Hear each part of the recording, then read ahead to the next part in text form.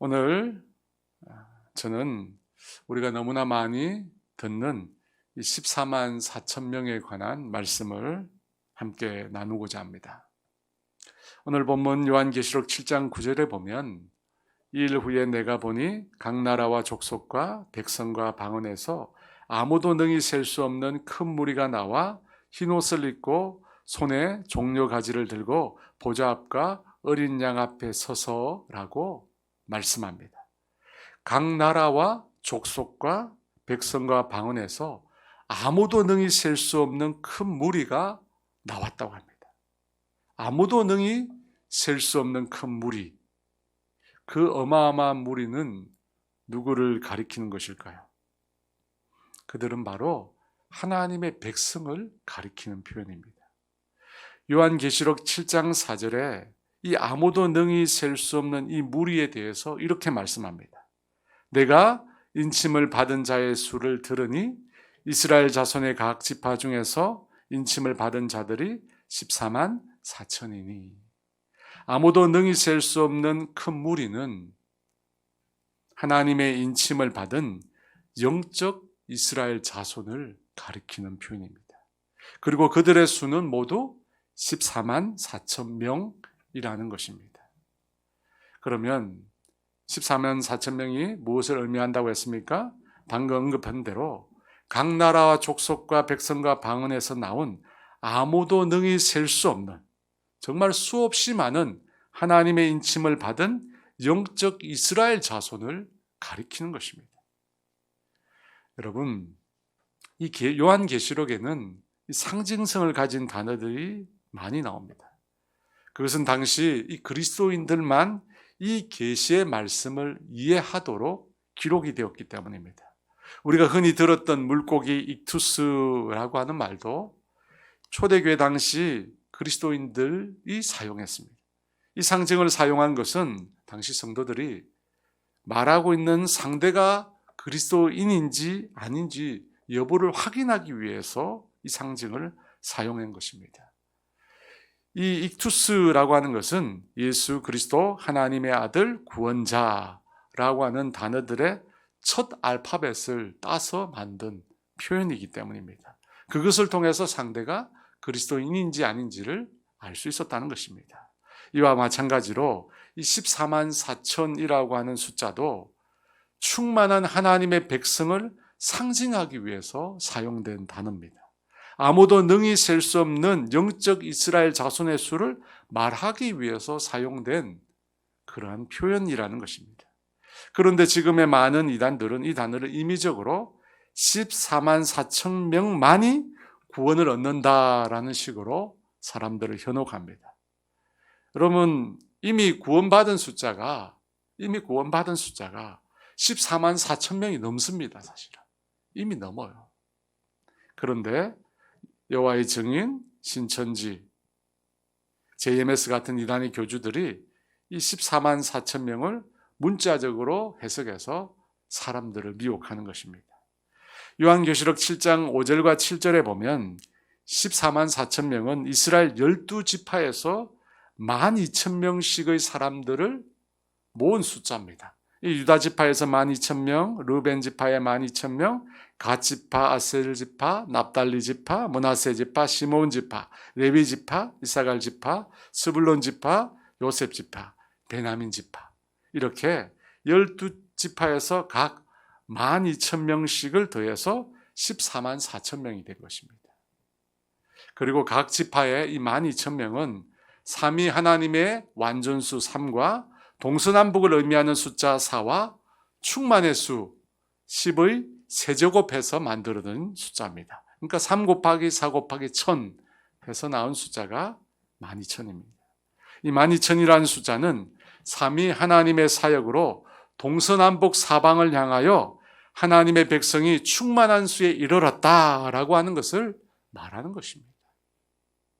또 한편으로 14만 4천 명은 하나님의 백성의 숫자가 완전히 충만하게 차기까지 계속해서 하나님께서 당신의 놀라운 구원의 역사를 펼쳐 나가시겠다라고 하는 그런 약속을 담고 있는 숫자이기도 합니다.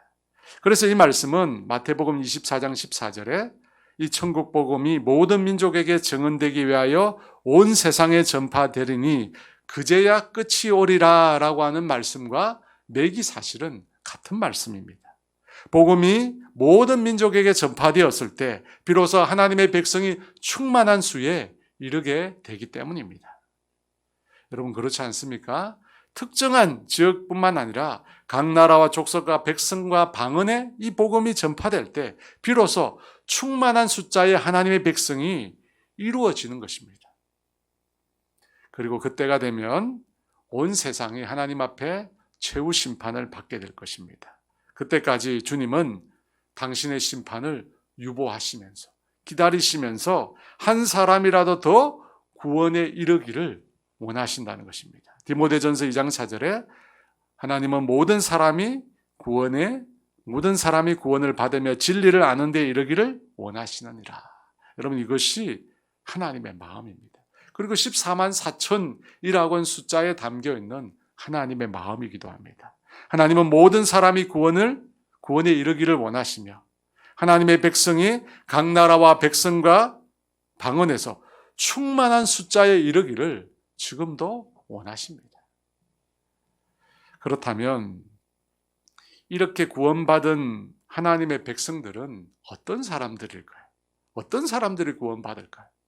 먼저 요한계시록 7장 4절에 보면 14만 4천을 말하면서 그들을 인침받은 자라고 말합니다. 더 분명히는 하나님의 인침을 받은 자라고 합니다. 여러분 인침이란 도장을 찍는 것을 말하는 표현으로 소유를 나타냅니다.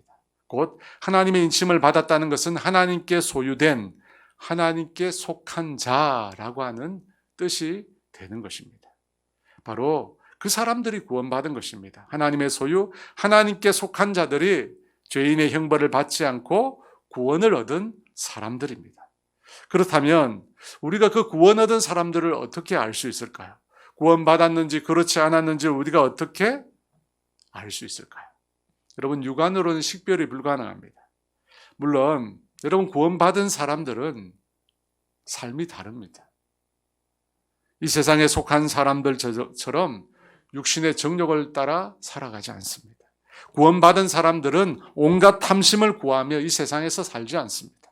왜냐하면 구원받은 사람들은 천국을 이미 소유했기 때문입니다. 여러분 또 이 인침받은 자, 구원받은 자의 또 하나의 특징은 예수님을 주라고 고백한다는 것입니다. 에베소서 1장 13절에 믿는 자들은 성령으로 인치심을 받았다고 합니다.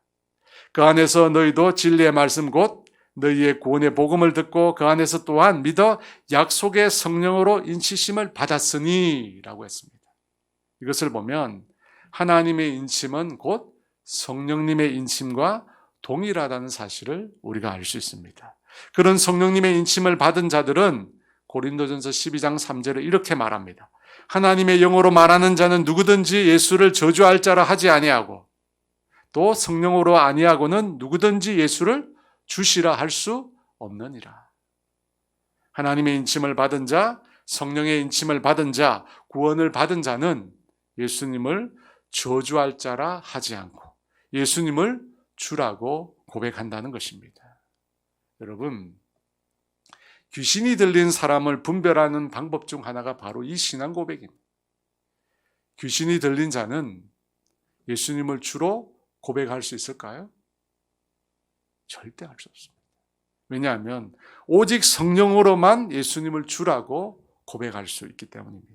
이와 같이 하나님께 속한 하나님의 인침을 받은 자들만이 진실로 예수 그리스도를 주라고 구원자라고 주인이라고 고백할 수 있다는 것입니다. 두 번째, 요한계시록 7장 9절 말씀에 보면 이 구원받은 자, 하나님의 인침을 받은 자 14만 4천 명의 사람들에게 나타나는 두 가지 특징이 있습니다. 이 일 후에 내가 보니 각 나라와 족속과 백성과 방언에서 아무도 능히 셀 수 없는 큰 무리가 나와 흰옷을 입고 손에 종려 가지를 들고 보좌 앞과 어린 양 앞에 서서. 두 가지가 무엇입니까? 하나는 흰옷을 입었다는 것과 다른 하나는 종려가지를 들고 있다는 것입니다. 먼저 그들이 흰옷을 입고 있다고 합니다. 여러분, 흰옷은 무엇을 의미할까요? 14절 말씀에 보면 이 흰옷은 어린 양이신 예수님의 피로 정결케 된 것을 말씀하는 것임을 알 수 있습니다. 14절입니다. 내가 말하기를 내 주여 당신이 아시나이다 하니 그가 나에게 이르되 이는 큰 환난에서 나오는 자들인데 어린 양의 피에 그 옷을 씻어 희게 하였느니라.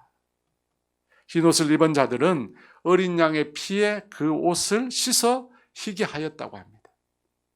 이 말씀은 그들이 처음부터 입고 있던 옷은 흰옷이 아니었다는 것을 전제합니다.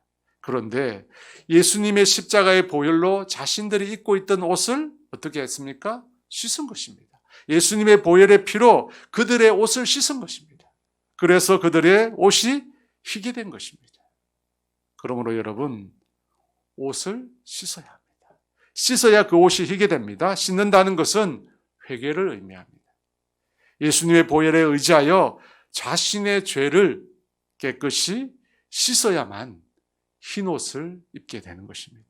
하지만 회개하지 않으면 어떻게 됩니까? 결단코 우리의 죄는 씻겨질 수 없고 우리의 옷은 깨끗해질 수 없는 것입니다. 아무리 선한 공로로 자신의 옷을 입어도 그 옷은 결코 흰옷이 될 수 없다는 것입니다.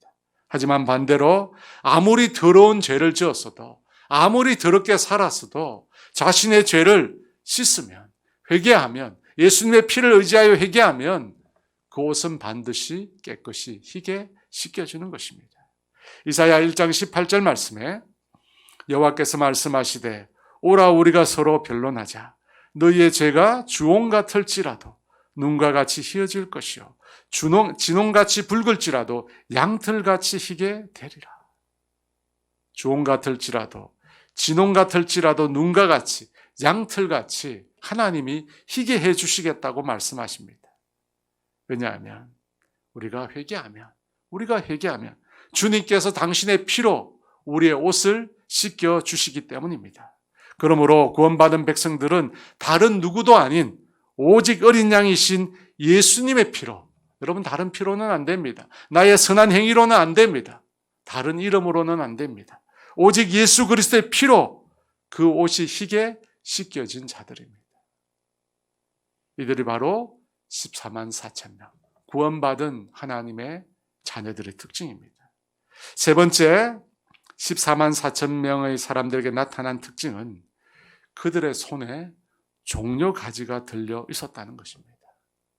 여러분, 이 종려가지는 기쁨을 표현하거나 또는 승리의 노래를 부를 때 사용된 것입니다. 그래서 예수님께서 예루살렘에 입성할 때 사람들이 길가에 나와 종려나무 가지를 흔들며 호산나 다윗의 자손이여 라고 외치며 주님을 환영했던 것입니다.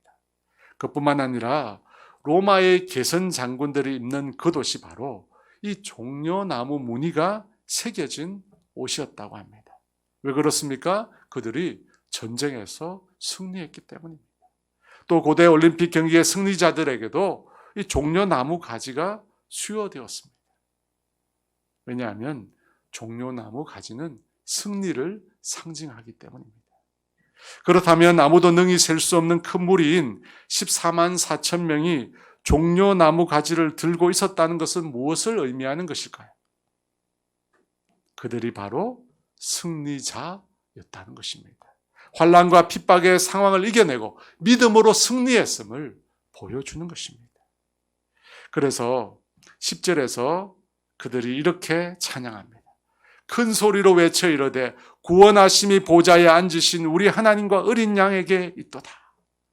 여러분, 14만 4천 명의 사람들은 승리한 사람들입니다. 승리한 그들이 그 승리할 수 있던 요인을 누구에게 돌리고 있습니까? 보좌에 앉으신 우리 하나님과 어린 양께 승리의 노래를 불러드리고 있습니다. 왜 그렇게 합니까? 자신들의 능력으로 이 전쟁에서 승리한 것이 아니기 때문입니다.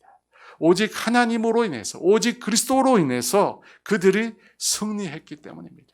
그래서 하나님께 이 영광의 노래를 올려드리고 있는 것입니다. 사랑하는 여러분, 저는 저와 여러분 모두도 이 믿음의 승리자가 되기를 원합니다.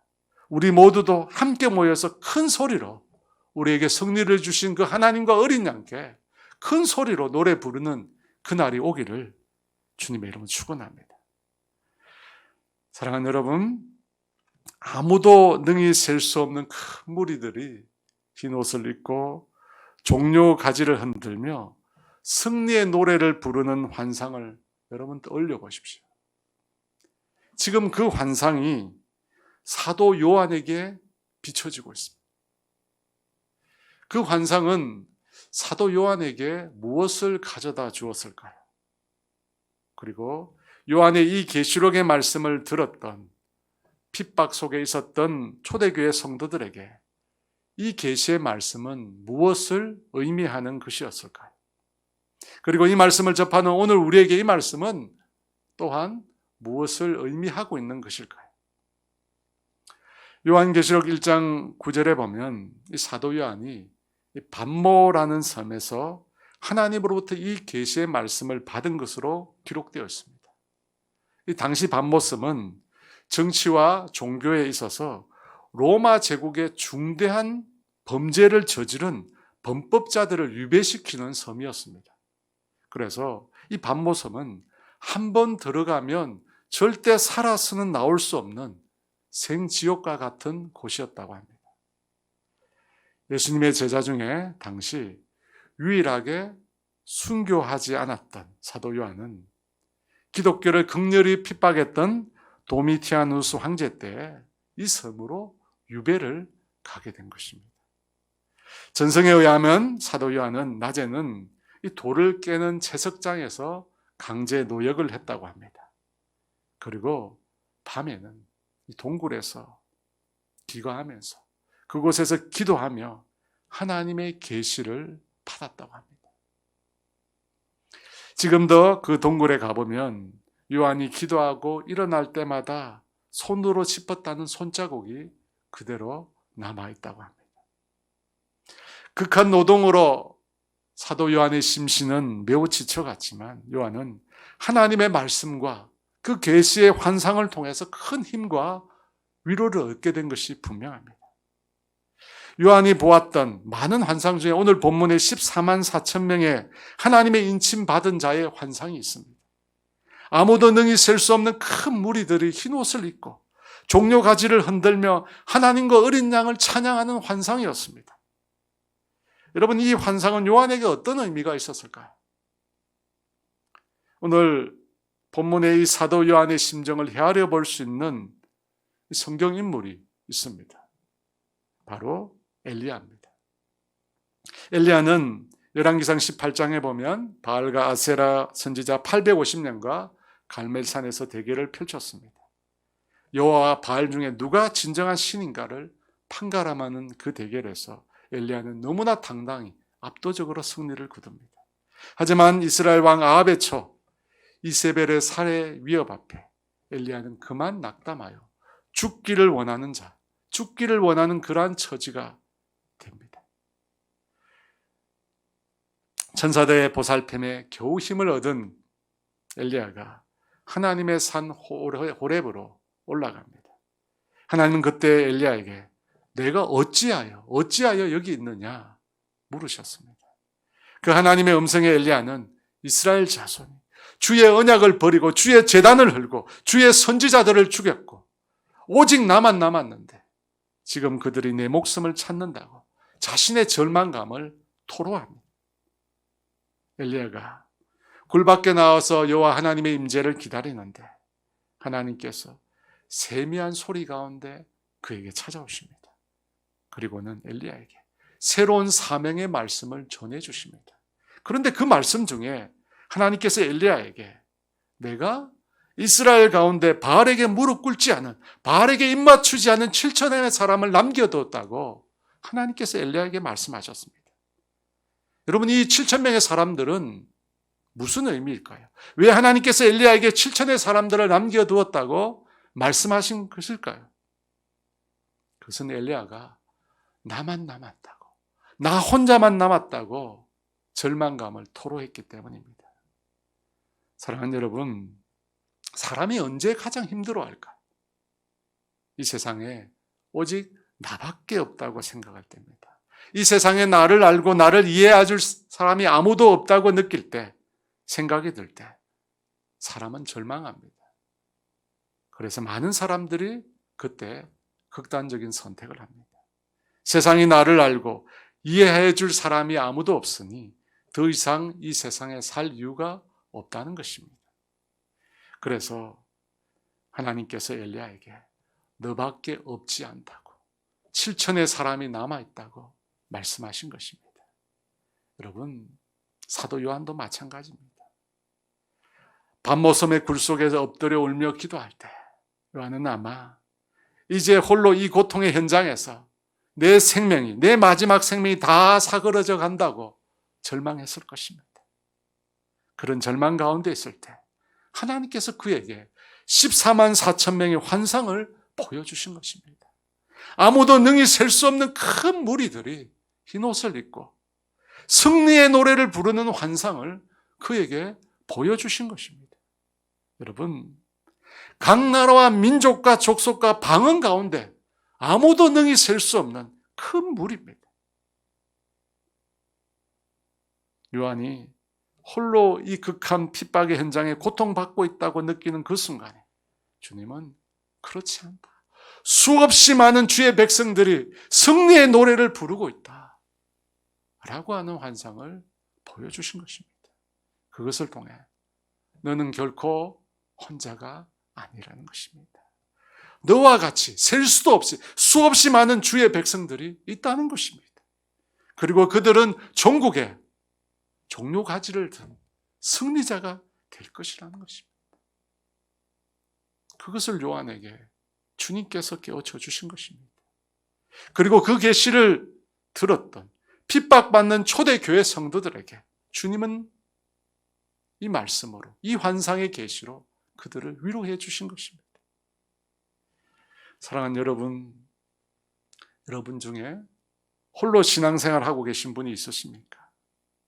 부모도 배우자도 자녀도 아무도 내 신앙을 알지 못하고 아무도 내 마음을 알지 못한다고 답답하게 생각하시는 분이 있으십니까?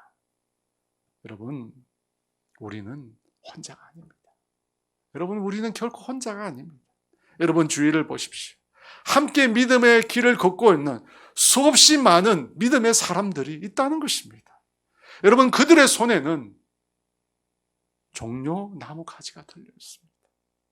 믿음의 길을 걷는 우리 모두는 결국 어떻게 됩니까? 승리자가 될 것입니다. 아니, 이미 우리는 승리자입니다. 우리 모두는 주님을 향하여 영원한 승리의 노래를 부르게 될 것입니다. 여러분, 이 환상은 그것을 우리에게 말씀해 주고 있는 것입니다. 오늘 주님께서 이런 약속을 우리에게 주고 계십니다. 요한계시록 7장 15, 17절 말씀입니다. 그러므로 그들이 하나님의 보좌 앞에 있고 또 그의 성전에서 밤낮 하나님을 섬기며 보좌에 앉으신 이가 그들 위에 장막을 치시리니 그들이 다시는 줄이지도 아니하며 목마르지도 아니하고 해나 아무 뜨거운 기운이 상하지도 아니하리니 이는 보좌 가운데 계신 어린 양이 그의 목자가 되사 생명수 샘으로 인도하시고 하나님께서 그들의 눈에서 모든 눈물을 씻어주실 것임이라. 여러분, 하나님께서 우리에게 이 축복을 주실 것입니다. 우리 인생의 진정한 행복과 만족은 하나님을 떠나서는 발견될 수 없습니다. 하나님이 우리 가운데 계실 때 그때 어떻게 됩니까? 줄이지 않습니다. 목마르지 않습니다. 그 어떤 것도 우리를 해할 수 없습니다. 우리는 그곳에서 생명의 샘물을 마시고 우리의 눈에 눈물을 씻게 될 것입니다. 고린도전서 13장 12절 말씀에 지금 모든 것이 희미하다고 했습니다. 하지만 주님을 만나게 되는 그날에는 얼굴과 얼굴을 대하여 보는 것 같이 보게 될 것이라고 합니다. 사랑하는 여러분, 지금 우리가 예수님을 따르는 이 삶, 따르지 않는 사람들과 별반 차이가 없어 보입니다. 하지만 그날에는 비교할 수 없는 차이로 저와 여러분 앞에 나타나게 될 것입니다. 사랑하는 여러분, 우리는 이미 승리한 자들입니다. 우리는 흰 옷을 입고 종려나무 가지를 흔들며 주님께 승리의 노래를 드리는 그날을 꿈꾸며 살아야 합니다. 여러분, 그날을 우리가 소망하며 살아야 합니다. 그것을 바라보는 자만이 오늘 우리에게 주어진 이 믿음의 삶을 주님이 기뻐하신 삶으로 살아갈 수 있는 것입니다. 영원한 소망을 가진 자는 여러분 결코 현재의 고난과 유혹 앞에 무너지지 않는 것입니다. 그러므로 사랑하는 여러분, 오늘 14만 4천 명의 환상을 보여주신 그 주님을 우리가 생각했으면 좋겠습니다. 우리에게 승리를 주시고 우리를 구원해 주실 그 주님을 바라보며 오늘 저와 여러분 앞에 주어진 이 믿음의 삶을 용기 있게 결코 포기하지 않고 달려가는 저와 여러분 되시기를 주의 이름으로 축원합니다. 우리 함께 기도하기를 원합니다. 하나님 아버지, 주님 앞에 서게 될 그날을 소망합니다. 주님께서 그 장막을 우리 위에 펼치실 그날을 기대합니다. 더 이상 하나님 고통이 없는, 눈물이 없는, 아픔이 없는 주님과 영원토록 동행할 그날을 소망합니다. 그날을 바라보고 살아가는 우리 성도들 되게 하여 주시옵소서. 주님, 예수님으로 인하여 고난 가운데 있다면, 예수님으로 인하여 어려운 가운데 있다면 혼자가 아님을 알게 하여 주시옵소서.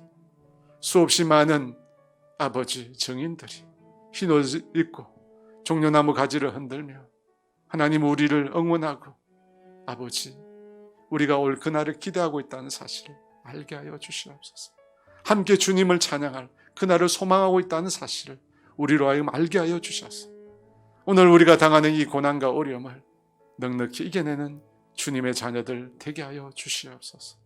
하나님 아버지, 땅의 것에 아버지 땅의 것에 매여서 살아가지 말게 하시고 영원한 천국을 소망하여 살아가는 주의 자녀들 다 되게 하여 주시옵소서. 지금은 우리 주 예수 그리스도의 은혜와 하나님의 다함이 없는 사랑하심과 성령의 인도하심과 고통하심이 14만 4천의 환상을 보며 주님을 영원토록 찬양할 그날을 기대하고 소망하고 그래서 현실의 삶을 넉넉히 이기기로 결단하는 사랑하는 성도들 위해 이제로부터 영원토록 함께 하시기를 간절히 축원하옵나이다.